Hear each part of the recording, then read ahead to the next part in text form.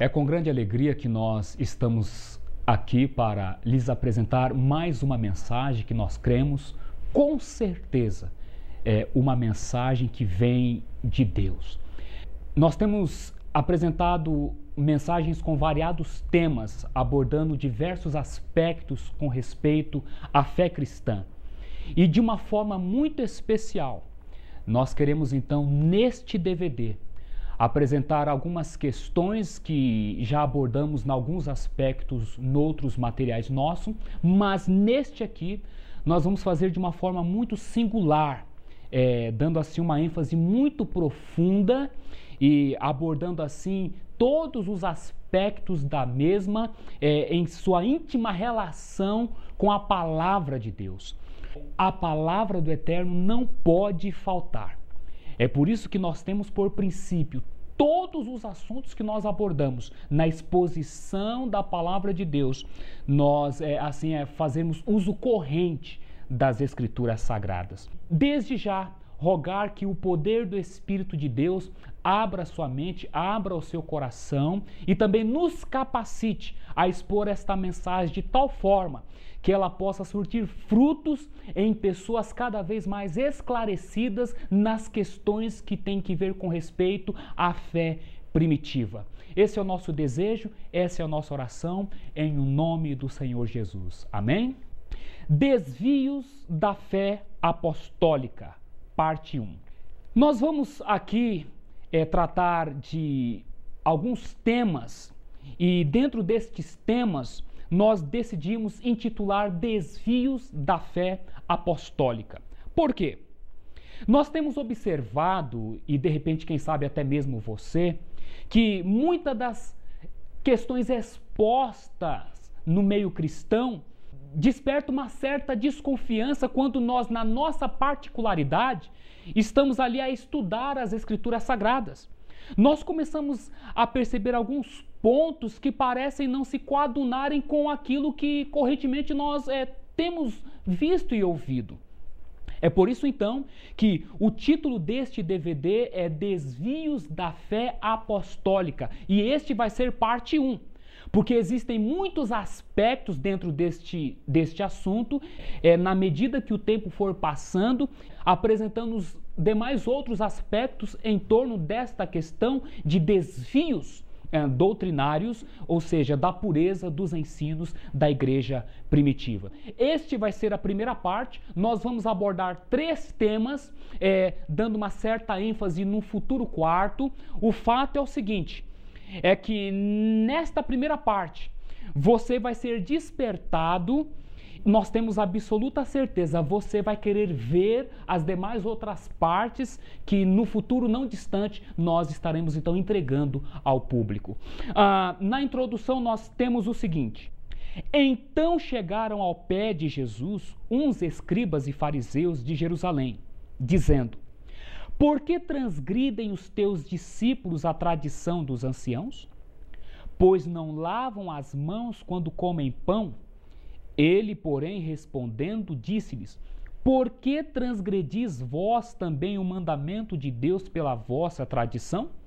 E assim invalidastes pela vossa tradição o mandamento de Deus, ensinando doutrinas que são preceitos dos homens? Evangelho de São Mateus, capítulo 15, versos 1 ao 9.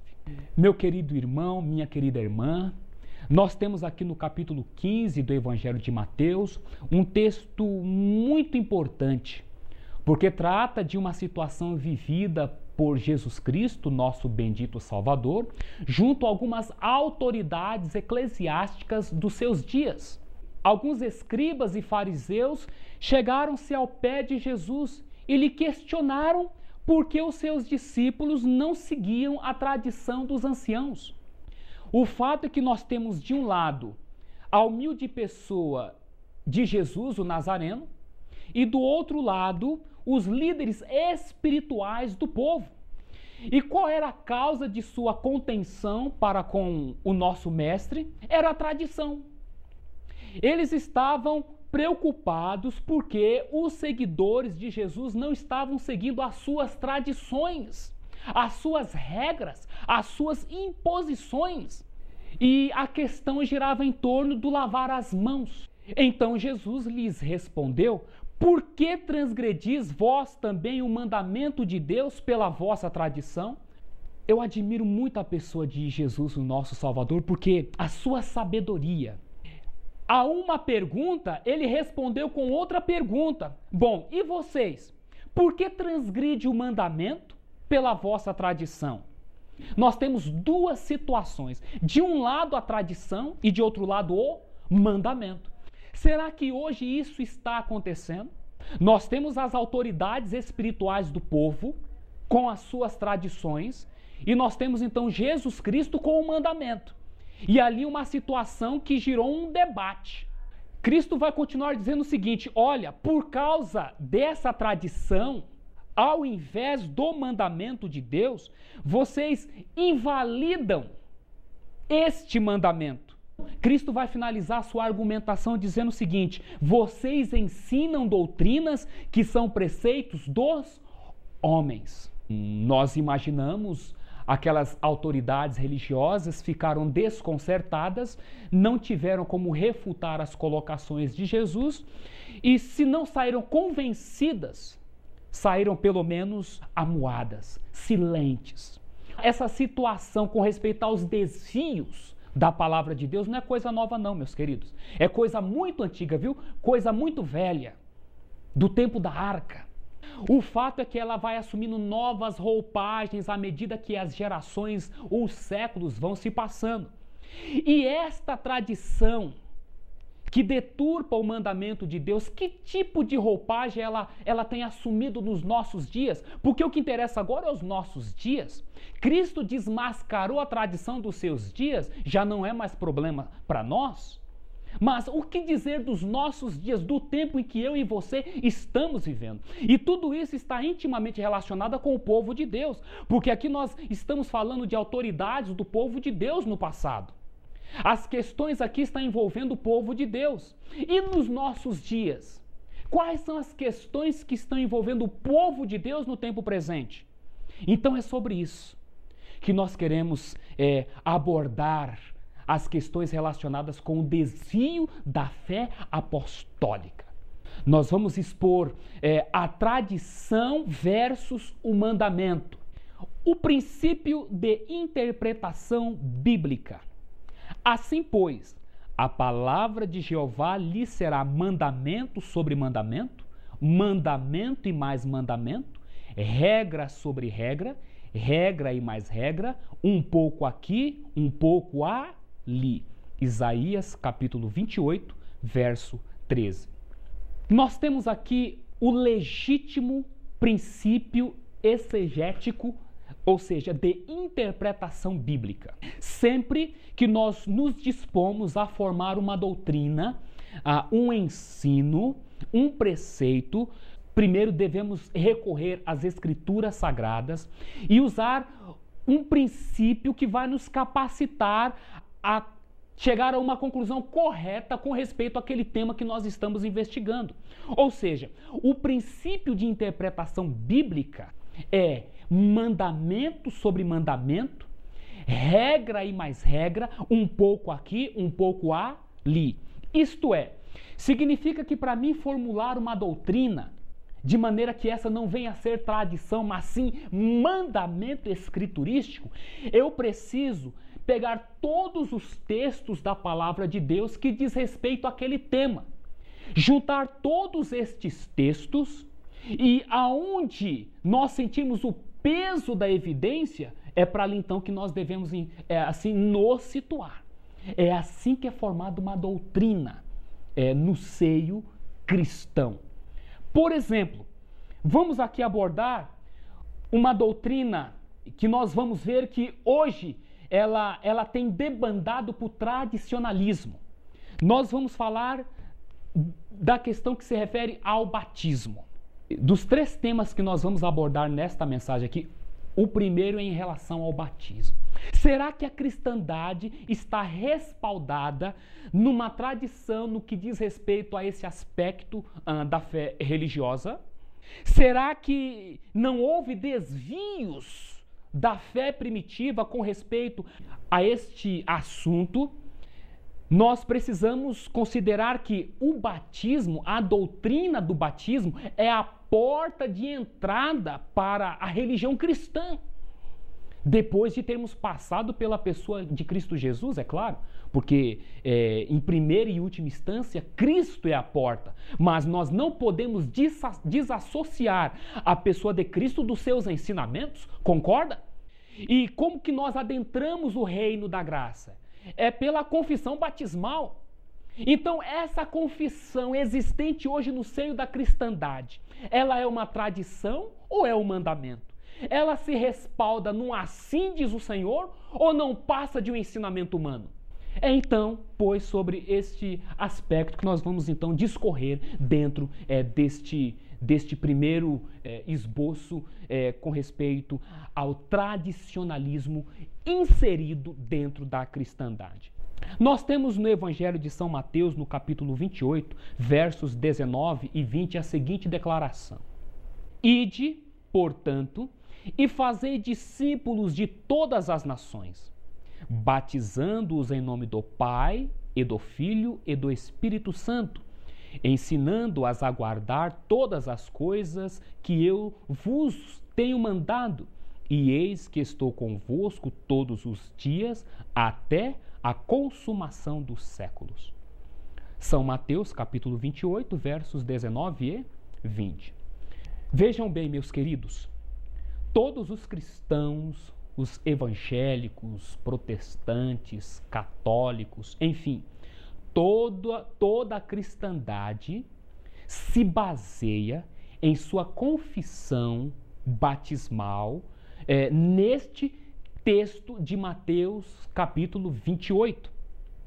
Creem eles piamente que esta declaração partiu da pessoa de Jesus Cristo, o apóstolo Mateus registrou-a e, consequentemente, ao longo dos séculos, a igreja cristã tem acolhido seus crentes com base nesta fórmula. Será que esta regra, ela tem de fato respaldo da igreja apostólica? Vamos considerar aqui alguns aspectos bastante relevantes na palavra de Deus. Dos 4 evangelhos, no contexto do ID, nós temos 3 que tratam do mesmo e um faz silêncio. O que faz silêncio é o evangelho de João. Dos 3 que tratam do contexto do ID, nós temos apenas um que fala do ID, conforme nós acabamos de apresentar, que é o de Mateus, em nome do Pai, do Filho e do Espírito Santo, e os outros 2, que seria no caso o de Marcos e o de Lucas, que falam que o ID deve ser cumprido no nome de Jesus. Mas, então, vamos considerar uma questão aqui.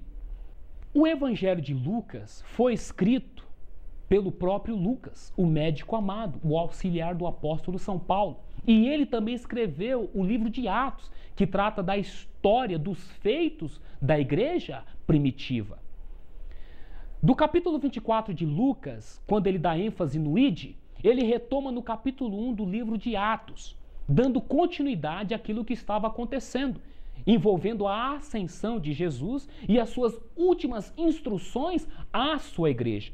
Se nós formos no livro de Atos, no capítulo 1, que dá uma sequência na corrente histórica do Evangelho de Lucas, no verso 12 em diante, nós vamos ler o seguinte: Então, do monte chamado das Oliveiras, voltaram a Jerusalém. A distância é pequena, a de uma caminhada de sábado. Tendo entrado na cidade, subiram à sala de cima, onde costumavam ficar. Eram Pedro e João, Tiago e André, Filipe e Tomé, Bartomeu e Mateus, preste atenção, Mateus, Tiago, filho de Alfeu, e Simão o Zelote, e Judas, filho de Tiago. Todos estes, unânimes, perseveravam na oração com algumas mulheres, entre as quais Maria, a mãe de Jesus, e com seus irmãos. Nós temos então aqui que após a ascensão de Jesus Cristo, os discípulos voltaram para Jerusalém, eles entraram na cidade, subiram a uma sala, num cenáculo, mais precisamente falando, e dentre os apóstolos nós vemos aqui a presença de Mateus, o escritor do Evangelho de Mateus. E nós lemos aqui que eles estavam ali em unanimidade. Isso significa o quê? Que eles estavam partilhando de um mesmo pensamento e de um mesmo sentimento. Ou seja, eles estavam em um só espírito. É isso que significa estar em um só espírito, tendo o mesmo pensamento e o mesmo sentimento. Dias depois, vai haver a descida do Pentecostes. E o que é que vai acontecer? Sim, porque Jesus disse o quê? Ficai em Jerusalém até que do alto sejais revestidos de poder. Cristo havia dado instruções, mandamentos, os dotaria do poder, da unção celestial para que eles o quê? Pregassem estes ensinos, estes mandamentos. Então eles estavam todos ali em oração, partilhando dos mesmos sentimentos e pensamentos, aguardando o derramamento do poder do Espírito Santo, a fim de proclamar com autoridade a mensagem do Evangelho, ou seja, cumprir o ID. E o que é que nós vemos acontecendo no capítulo 2 do livro de Atos, na sequência? Capítulo 2, versos 37 em diante, nós vamos ler o seguinte, logo após o Pentecoste. Ouvindo isto, eles sentiram o coração traspassado e perguntaram a Pedro e aos demais apóstolos. Interessante aqui, ó. Nós estamos considerando o ID de Mateus 28, e agora então vendo que Mateus era um dos apóstolos, ele estava em reunião com os demais apóstolos, participando de uma unanimidade, e agora aqui os judeus, aqueles que estavam ali naquele dia em que caiu o Pentecoste, estas pessoas perguntaram a Pedro e aos demais apóstolos, como nós acabamos de ler. E um dos apóstolos era quem? Era quem? Mateus. E qual foi a pergunta? Irmãos, que devemos fazer? Pedro havia pregado uma mensagem na autoridade do nome de Jesus. Eles se compungiram-se e perguntaram, o que a gente faz agora? Respondeu-lhes Pedro, arrependei-vos e cada um de vós seja batizado em nome de Jesus Cristo, para a remissão dos vossos pecados. Então recebereis o dom do Espírito Santo, pois para vós é a promessa, assim como para vossos filhos e para todos aqueles que estão longe, isto é, para quantos o Senhor nosso Deus chamar. Qual foi então a resposta de Pedro diante da indagação daqueles judeus que estavam ali maravilhados com aquelas coisas que estavam tendo lugar? A resposta de Pedro foi, arrependei-vos cada um de vocês e sejam batizados em nome de Jesus. Agora vamos imaginar uma cena aqui. Aquelas pessoas não perguntaram somente para Pedro, perguntaram para os demais apóstolos e certamente perguntaram para Mateus. É possível Mateus ter dado uma resposta diferente da de Pedro? O que você acha? Eu não acredito. Eu não posso acreditar que a resposta de Mateus foi diferente da resposta do apóstolo Pedro. Primeiro porque as Escrituras me dizem que eles viviam em unanimidade. E essa era a condição para o derramamento da chuva temporã ali no Pentecoste. É óbvio que o quê? Que esse trabalho não ia começar já com divisão. Pedro ordenando que eles fossem batizados em nome de Jesus e Mateus ordenando não, sejam batizados em nome do Pai, do Filho e do Espírito Santo. Estão me entendendo, meus queridos? É óbvio que não. Então isso nos mostra, partindo do princípio exegético de interpretação bíblica, onde nós pegamos um pouco aqui, um pouco ali, regra sobre regra, mandamento sobre mandamento. Isso nos mostra sobre a instrução do Espírito da verdade que alguma coisa aqui está errada. A tradição tomando o lugar do mandamento. Mas vamos continuar a nossa pesquisa. Vamos buscar mais textos, porque, veja bem, nós devemos considerar todos os textos em torno do assunto que nós estamos examinando para então chegarmos num denominador comum, concorda? Vamos ver se tem mais textos no contexto do batismo apostólico.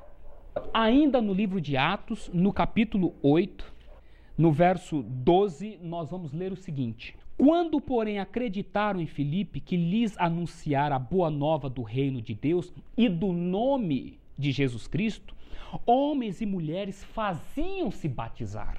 Verso 14, para nós ganharmos tempo, você pode acompanhar na sua Bíblia e depois ler na íntegra todo o contexto, o que é importante também no que tange a interpretação das Escrituras Sagradas, viu? Aí também vai entrar as questões envolvendo a hermenêutica, o estudo dos livros, tá? Das Escrituras Sagradas. Verso 14. Os apóstolos que estavam em Jerusalém, tendo ouvido que a Samaria acolhera a palavra de Deus, enviaram-lhes Pedro e João, duas autoridades da igreja primitiva. Pedro e João.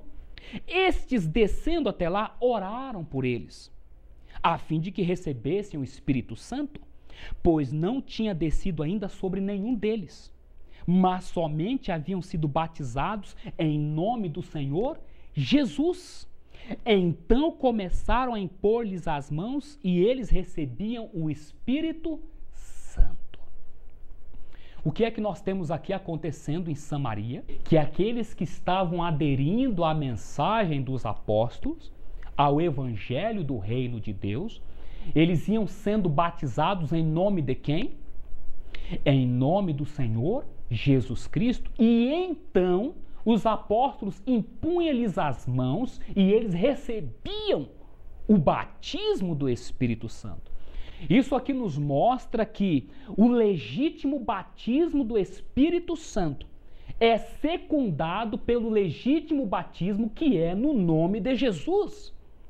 Nós vamos mais à frente começar a perceber que se nós estamos participando de um batismo não bíblico, que tipo de espírito estes estão então recebendo? Porque a palavra não pode se contradizer, concorda? As Escrituras nos dizem que o Senhor não muda. É sim, sim, não, não. Estão entendendo o nosso raciocínio aqui, meus queridos? Amados, nós precisamos sofrer um despertamento religioso. Nós precisamos entregarmos-nos a um movimento de reavivamento e reforma. E isso não tem como ter lugar se nós não voltarmos às origens. Se nós não desenterrarmos dos escombros da tradição as verdades defendidas pelos pilares da igreja cristã, que são os apóstolos de Jesus Cristo. Está de acordo comigo? Neste propósito que nós temos de ajudar nesse despertamento religioso, não existe outro meio que não esse, o de começarmos embasados num assim diz o Senhor. Então nós temos aqui experiências vividas pela igreja primitiva, que viu a glória de Deus, as manifestações espirituais no seu meio, e que se nós quisermos ver isto novamente nos nossos dias, no tempo que precede o segundo advento de nosso Senhor e Salvador, nós precisamos o quê? Considerar a experiência deles. Vamos continuar vendo algo mais aqui ainda nesse contexto. Como nós dissemos, é regra sobre regra, mandamento sobre mandamento, um pouco aqui e um pouco ali. Este é o legítimo princípio de interpretação bíblica. Capítulo 10 do mesmo livro de Atos, versos 43 em diante. Nós estamos tratando aqui dos judeus. Os textos que nós apresentamos aqui estão intimamente relacionados com a experiência dos judeus. E agora nós vamos tratar dos gentios, para mostrar aos nossos ouvintes que a experiência vivida pelos judeus foi também vivida pelos gentios e deve ser revivida pelos judeus e os gentios do nosso tempo, que forem sinceros. Existem muitas desculpas aí, não, isso é coisa de judeu, isso era coisa da lei. Vamos ler a experiência de Cornélio aqui? Qual foi a ordem de Pedro em relação à casa de Cornélio? Verso 43. Dele todos os profetas dão testemunho de que por meio de seu nome receberá remissão dos pecados todo aquele que nele crê. O capítulo 10 do livro de Atos está falando da experiência de Cornélio. Cornélio era um gentio que temia a Deus. Recebeu então a visita de Pedro, dos irmãos da época, onde foi o que ele ia apontar melhor o caminho de Deus. E aqui está nos dizendo que os profetas dão testemunho de que é por meio do nome de Jesus que nós obtemos a remissão dos nossos pecados. Todo aquele que nele crê. Pedro havia dito no dia de Pentecoste que esta mensagem de arrependimento era para os judeus, para os filhos dos judeus, para os que estavam perto, para os que estavam longe e para tantos quanto Deus os chamar. E Cornélio foi chamado. Não é isso maravilhoso? Cornélio foi o nosso predecessor nesse chamado gentílico à salvação. Agora, meus queridos, eu sou um gentio. Eu não tenho raízes judaicas. O meu sangue não é o sangue de Abraão. Mas eu sou o filho de Abraão, porque a minha fé é a fé de Abraão. Como é que foi que Cornélio foi ingressado nesse reino de graça? Vamos continuar lendo? Verso 44. Pedro estava ainda falando estas coisas quando o Espírito Santo desceu sobre todos os que ouviam a palavra. E os fiéis que eram da circuncisão, que vieram com Pedro, ficaram estupefatos, maravilhados, não é verdade? Ao ver que também sobre os gentios se derramara o dom do Espírito Santo, pois ouviram-nos falar em línguas e engrandecer a Deus. Então disse Pedro: poderia alguém recusar a água do batismo para estes, que receberam o Espírito Santo assim como nós? E determinou que fossem batizados em nome de Jesus Cristo. Pediram-lhe então que permanecesse ali por alguns dias. Meu amigo, minha amiga, meu irmão e minha irmã, como é que Cornélio, um gentio, tal qual como nós, foi ingressado no seio do reino da graça? Batizado no nome de Jesus. Mas como é que agora os gentios, hoje, estão ingressando, supostamente ingressando, neste reino, através de uma outra fórmula batismal? Será que não está havendo aí uma tradição tomando o lugar do mandamento? Se Jesus estivesse vivo hoje, vivo ele está, digo presente fisicamente hoje aqui conosco, será que ele não diria aos líderes religiosos da nossa atualidade o mesmo que disse aos líderes religiosos do seu tempo? E na verdade Cristo está presente, mas fala através da boca dos seus servos. Sim, porque ele vive. Ele disse: eis que estou convosco todos os dias até a consumação dos séculos. Nós temos aqui, no que tange a doutrina do batismo, que é um ensino claro na cristandade, temos aí duas vertentes. Um dos dois é tradição e um dos dois é mandamento. Ainda no mesmo livro, capítulo 19 de Atos, se você ler os versos acima, vai estar fazendo uma referência a Apolo. E as Escrituras vai dizer que Apolo era um homem eloquente, versado nas Escrituras, instruído no caminho do Senhor. Esse homem era cheio de fervor espiritual. Ele falava e ensinava com exatidão as coisas que se referiam à pessoa maravilhosa de Jesus, embora ele conhecesse apenas o batismo de João.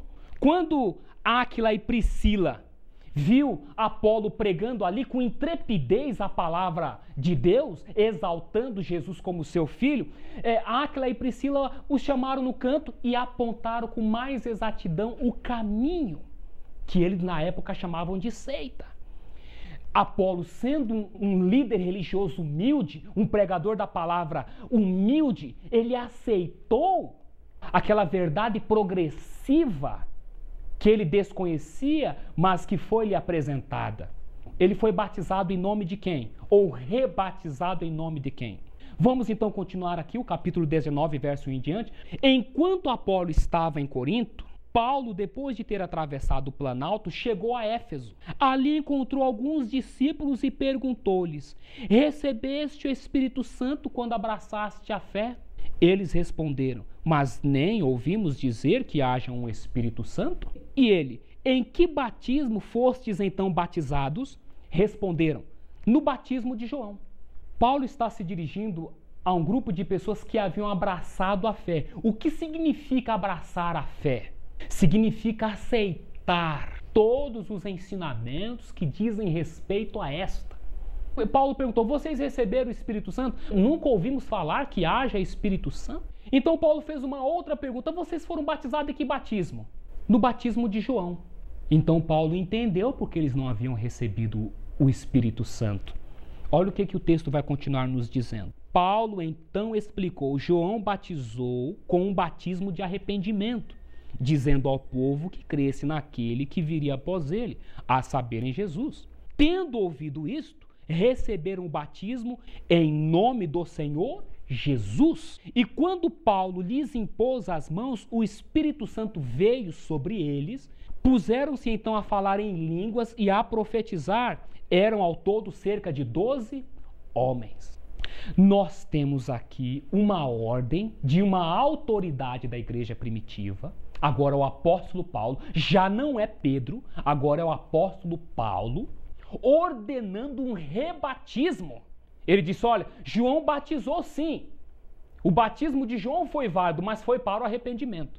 Mas João falou que viria aquele que batizaria com o Espírito Santo e com fogo. E para que isso tenha lugar, vocês devem ser rebatizados no nome dele. Então Paulo ordenou que aqueles 12 discípulos fossem rebatizados no nome do Senhor Jesus. Depois que eles foram rebatizados no nome do Senhor Jesus, então Paulo lhes impôs as mãos e eles então receberam o batismo de fogo, o batismo do Espírito Santo.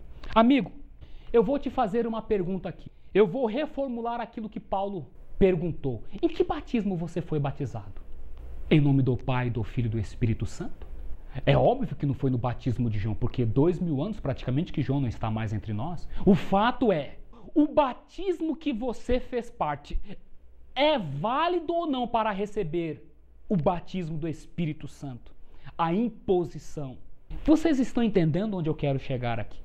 O que eu quero dizer, meus queridos, é que o único batismo que nos dota, que nos dá a concessão da unção do Espírito Santo, segundo as Escrituras Sagradas, é o batismo no nome de Jesus. Você deve estar estupefato. Mas, irmão, o que você está dizendo? Onde você quer chegar? Você vai entender.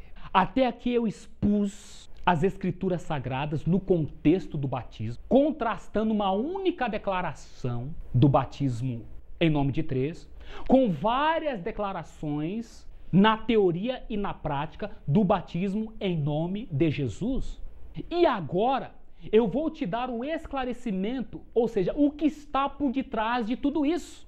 Agora nós vamos recorrer à história para entendermos todas estas questões. E no fim, você então vai ter discernimento, informação, esclarecimento necessário para entender que alguma coisa aqui é tradição e a outra sim é mandamento. Tendo então sabedoria para separar uma coisa da outra e fazer a escolha correta. Tradição versus mandamento. É possível que, em sua forma precisa, essa fórmula reflita a influência do uso litúrgico posteriormente fixado na comunidade primitiva. Sabe-se que o livro dos Atos fala em batizar no nome de Jesus, conforme Atos 1:5, 2:38. Mais tarde, deve ter-se estabelecido a associação do batizado às três pessoas da Trindade, Bíblia de Jerusalém. Esse texto que eu acabei de ler para vocês agora está nessa Bíblia aqui, ó, a Bíblia de Jerusalém. Uma nota de rodapé, ou seja, um comentário com respeito a Mateus 28. Esta Bíblia é uma das mais objetivas no que tange aos aspectos históricos relacionados às Escrituras Sagradas. É uma Bíblia que é trabalhada por protestantes e católicos. Eruditos católicos e eruditos protestantes se uniram e elaboraram a Bíblia de Jerusalém. É uma Bíblia muito boa, por sinal. Embora tenha alguns comentários, deixa a desejar quanto à sua fundamentação, mais à frente eu vou explicar isso, mas o fato é que em grande parte a credibilidade é atestada. Mas veja bem, o que é que nós temos aqui?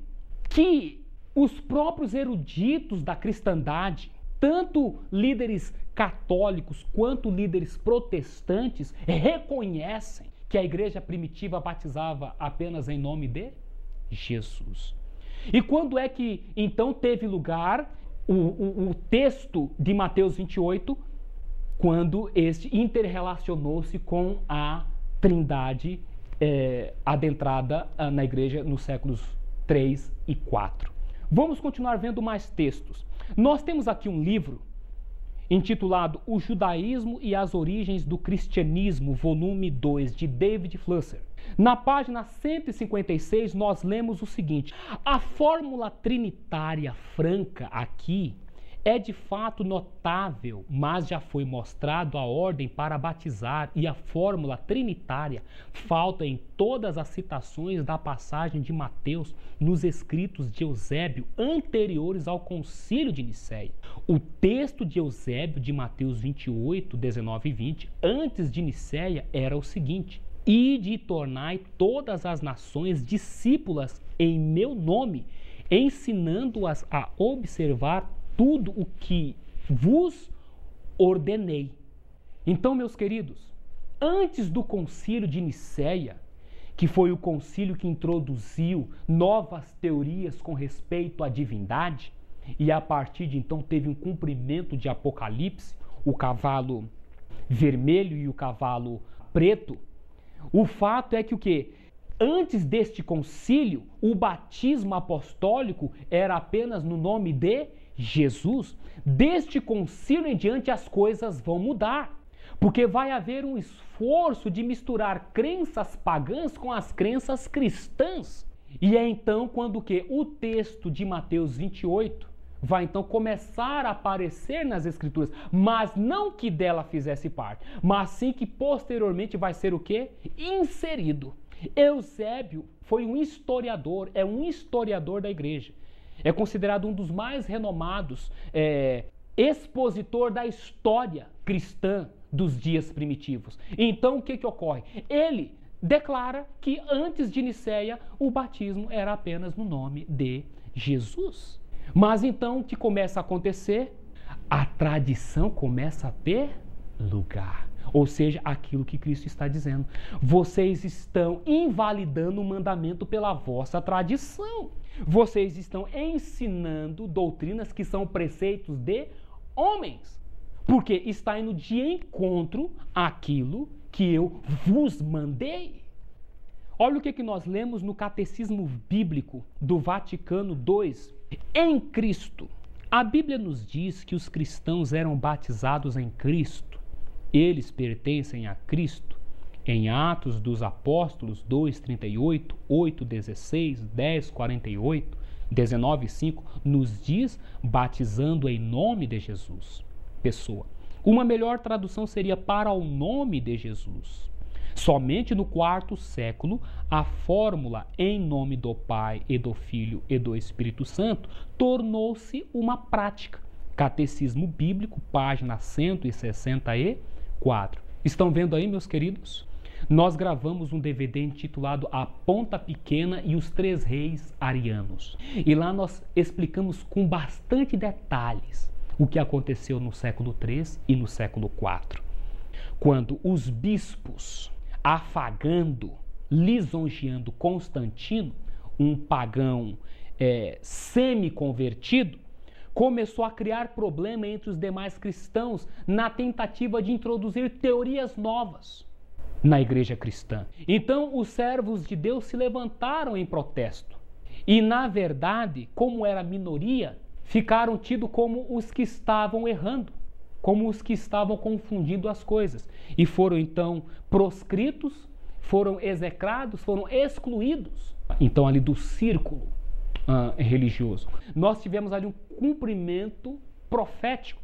A ponta pequena, os bispos apóstatas, em união com Constantino, estavam então agora o quê? Forçando ideias, teorias novas contra os fiéis remanescente povo de Deus. Décadas mais tarde, esta ponta pequena, liderada pelo cabeça da igreja agora, que foi nomeado, vai então perseguir os 3 reis ou reinos arianos. E hoje nós vamos receber da elite religiosa a ideia de que os arianos são heréticos. Mas é o inverso.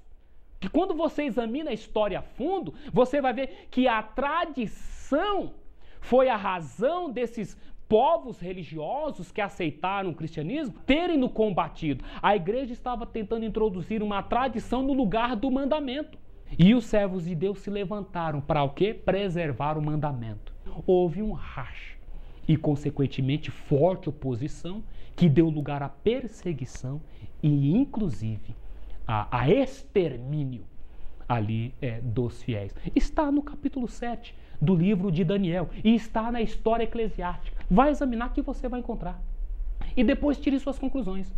Porque eu não posso acreditar que aqueles bispos preocupados com a sã doutrina estavam combatendo o herético, quando, na verdade, eles estavam deturpando a doutrina. Alguma coisa está errada aqui.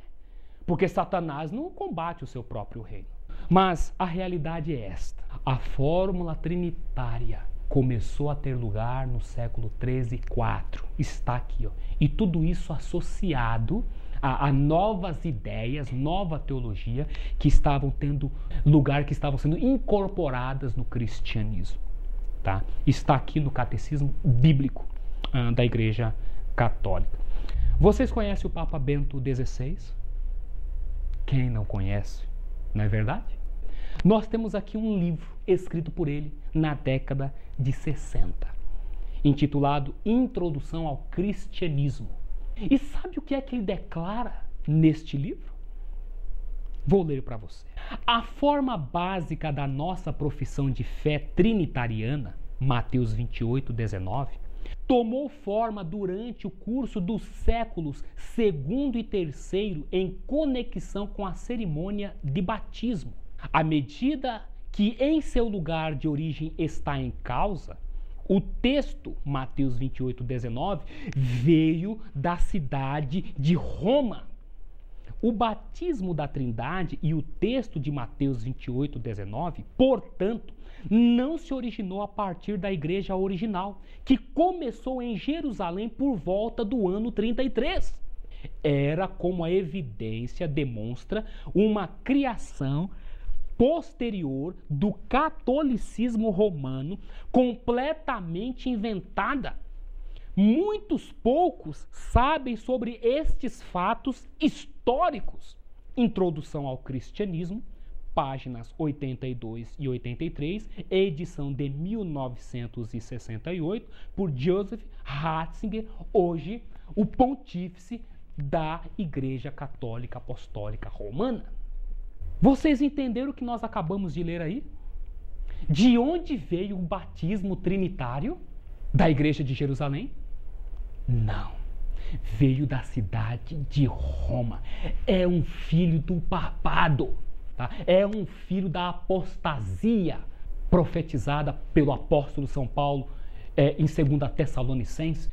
O batismo trinitário é um desvio da fé apostólica. Estão agora começando a entender o porquê do título desse DVD ser Desvios da Fé Apostólica? Está aqui. Ou seja, o batismo trinitário é uma tradição, não tem nada a ver com o mandamento do Senhor Jesus. E aqui, ó, muitos poucos sabem sobre estes fatos, diz Ratzinger. Por quê? São poucos os cristãos que se dão ao trabalho de examinar os fundamentos de sua fé. A maioria dos cristãos se conformam em ouvir somente. Eles não questionam, eles não examinam, eles não são bereanos. Eles não vão às escrituras para ver se de fato essas coisas são assim, dizem amém para tudo. E é por isso que a maioria segue embalada, envolvida numa teia de tradição.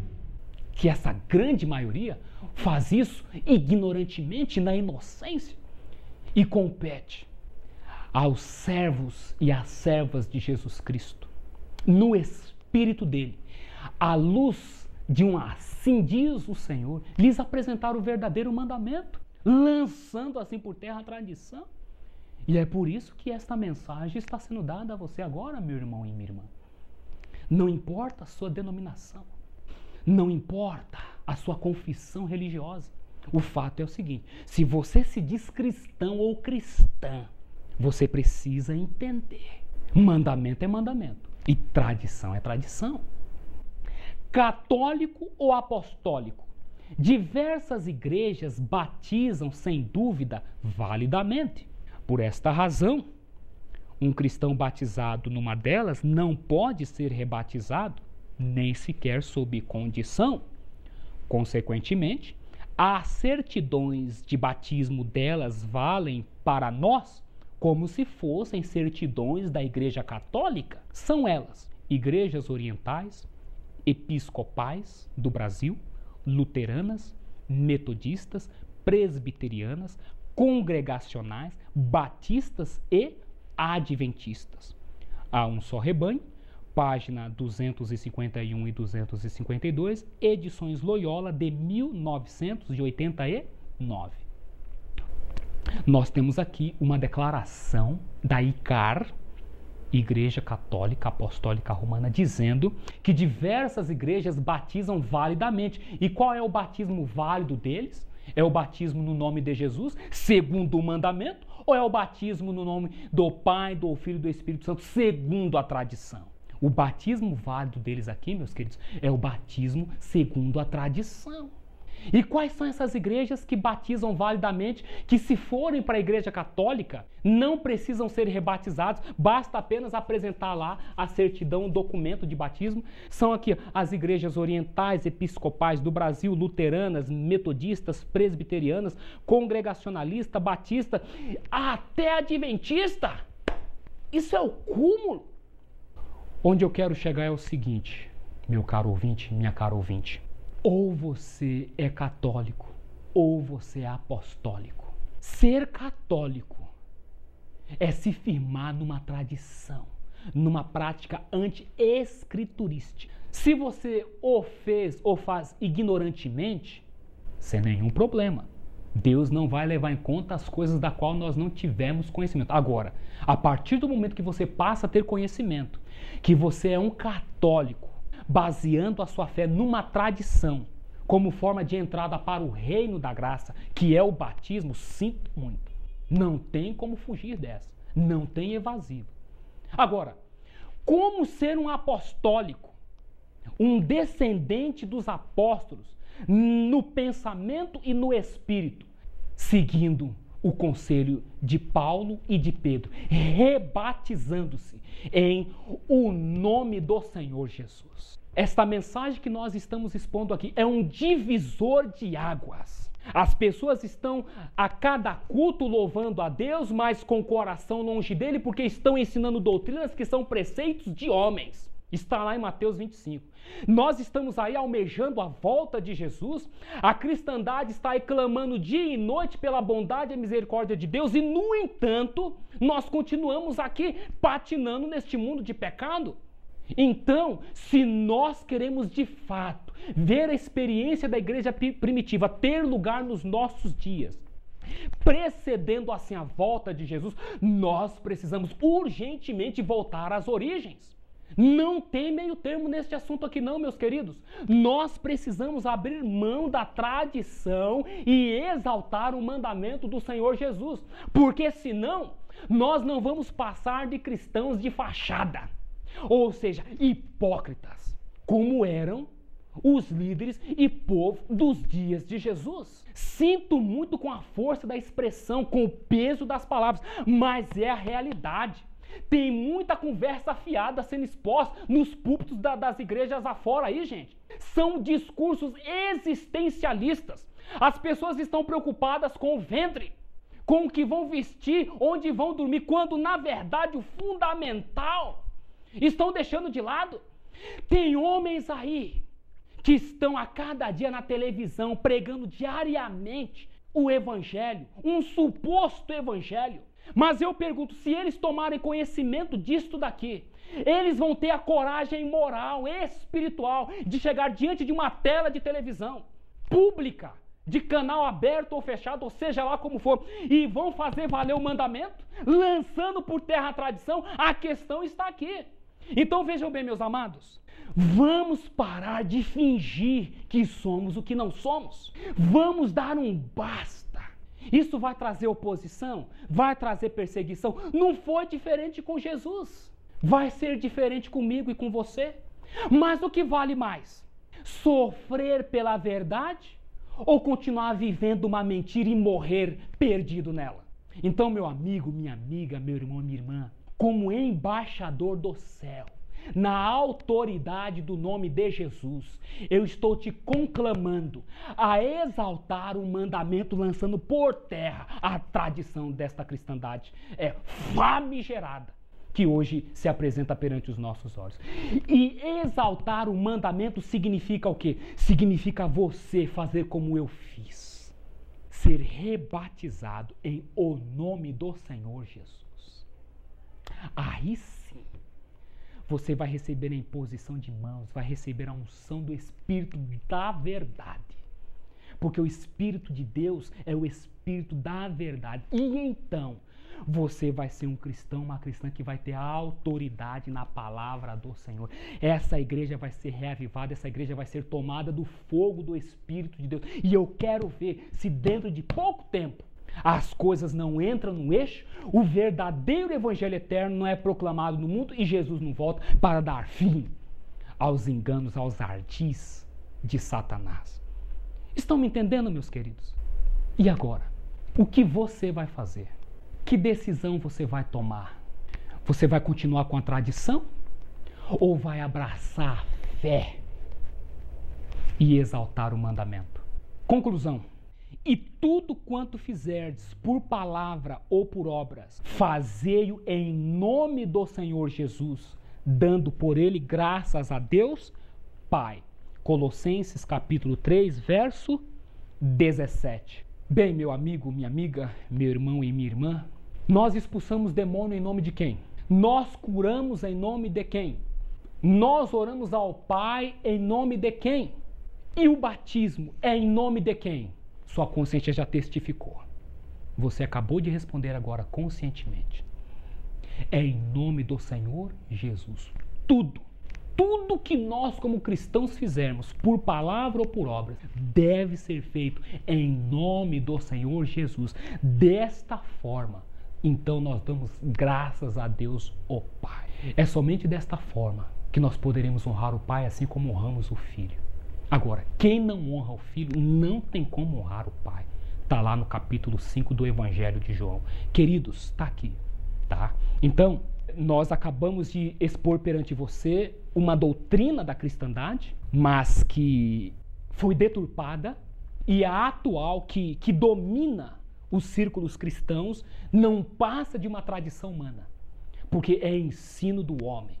Então nós lhes apresentamos a verdadeira doutrina, o verdadeiro mandamento, com base num assim diz o Senhor, numa prática apostólica, e estamos te exortando a que abandonem a tradição e que exalte o mandamento. Que Deus te ajude, que Deus te dê força através do teu Espírito.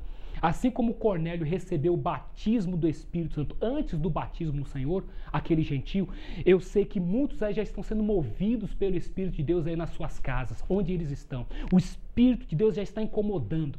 E olha, se você crê nessa bênção, nessa unção celestial, eu sei que você não vai se demorar e vai pedir então a confirmação dessa glória e vai ser então ou batizado ou rebatizado em nome do Senhor Jesus. Amém? Esse é o nosso sincero desejo. Graças a Deus.